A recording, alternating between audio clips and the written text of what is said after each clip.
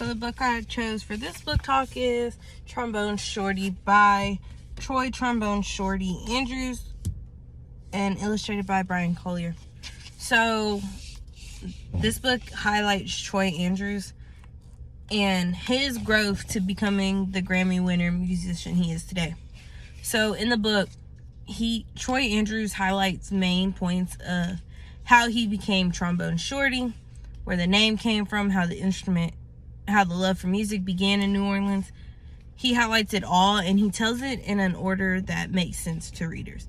So he doesn't just jump from being 4 years old when he first started to being the Grammy musician at the end. He talks about every point. So he talks about starting at the age of 4, going with his brother to walking the neighborhood and parades with his brother and his friends, and then meeting Bo Diddley, focusing on his career after he met Bo Diddley, and then pursuing that same thing Bo Diddley did, so performing at that same festival.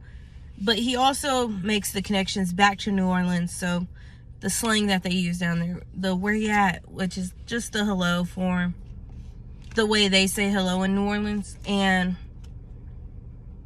Troy Andrews does a really good job of connecting himself, the readers, and the events that he went through in order to become Trombone Shorty. So in the book he says, "But before you can understand how much music means to me, you have to know how important it is to my hometown, my greatest inspiration.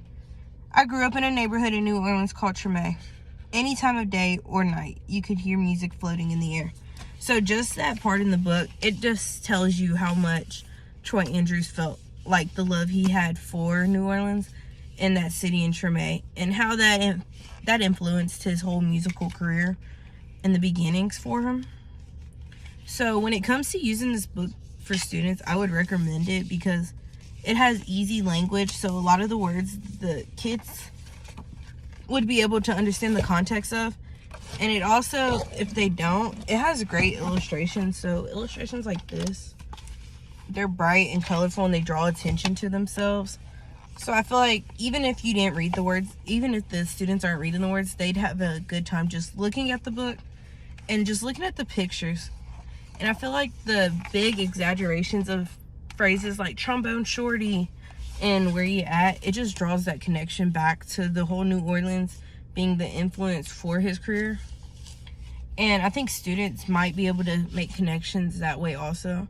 So hearing his nickname over and over and over again, so the repetition of that nickname Trombone Shorty, it might make them realize that, hey, Trombone Shorty is a big point to this author, and it might mean a lot more than we think it does, while also that boldness, it catches their attention. So maybe if they're not reading the words directly at first and they're just looking through the pictures, seeing those big bolded words with exclamation points and brightness to them, they'll be more drawn to it and they'll want to go back and reread it and figure out the events. I'd also recommend it because of the sequential order that it goes in. It's real easy for students to follow, while also a good chance to talk about sequential order and talk about and reference back to that type of connection and content.